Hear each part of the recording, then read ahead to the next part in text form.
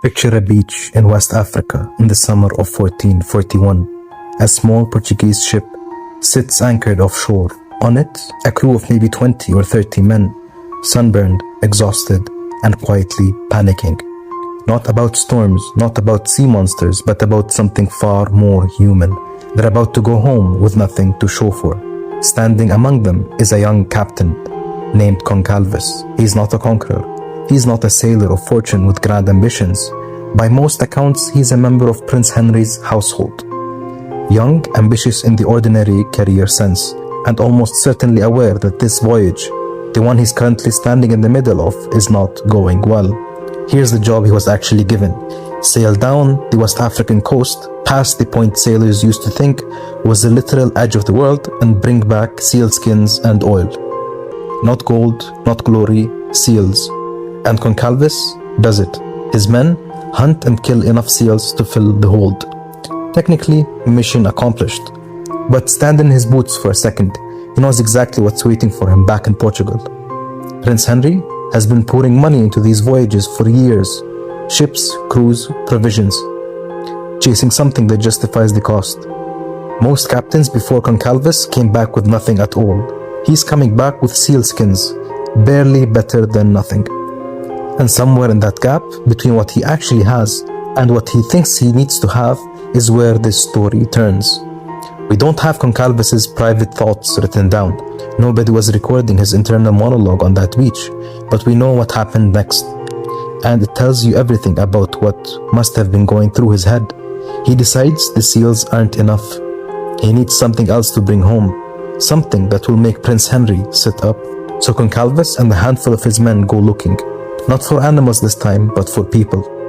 They spot a small group of local Berbers, which are nomadic herders living along that stretch of coast, going about an entirely unremarkable day. And Gonçalves makes a decision that, as far as we can tell, took almost no time to make at all. He orders his men to attack.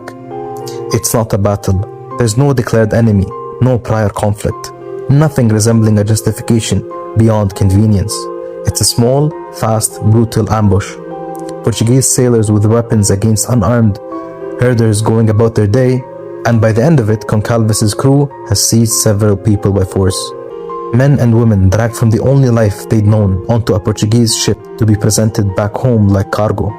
Try to sit inside that moment for a second from every angle. From the perspective of the people who were seized, there's no version of this that isn't the abrupt, violent end of an ordinary morning. One moment, you're living your life on land you know. The next, you're being forced onto a wooden ship by armed strangers, headed towards a country you've never heard of, for a reason that has nothing to do with you at all. And from Gonçalves' side, and this is the part that should actually unsettle you more than the violence itself, none of this appears to have been agonized over. There's no record of hesitation, no moral reckoning in the sources, no sign that he saw this as a monumental historical act. By every indication, this was closer to a logistical decision, a problem insufficient cargo solved with the fastest, cheapest tool available to a man with weapons and no accountability. That's the whole horrifying scale of it. This wasn't masterminded, it was improvised on a beach by someone thinking about his own reputation more than the people in front of him.